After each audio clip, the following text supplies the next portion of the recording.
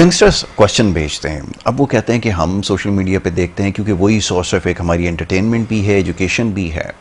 कहीं पे हम देखते हैं तो वो ये बताया जाता है कि ज़्यादा कंपेटिटिव नहीं होना चाहिए, कंपटीशन में ना जाओ, कभी किसी को नहीं अचीव करने के लिए ज़रूरी नहीं है ये किया जाए। दूसरी तरफ उसके बिल्कुल ऑपोजिट बात होती है, कन्फ्यूजन बहुत ज़्यादा।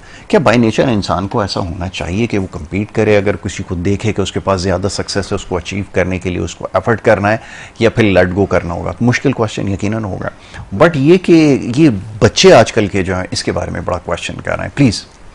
नहीं, मुश्किल क्वेश्चन नहीं है यासिर। उसकी वजह है कि दे आर एक्चुअली वो गलत डायरेक्शन में देख रहे हैं। इट्स नॉट अबाउट कंपटीशन, क्योंकि जब it's about goal and purpose and passion, right, कि आप क्या अचीव करना चाहते हैं अपनी लाइफ में। ठीक है। जब आप ये क्लियर है ना, और आपके अंदर मोटिवेशन है, राइट, तो there is no competition then.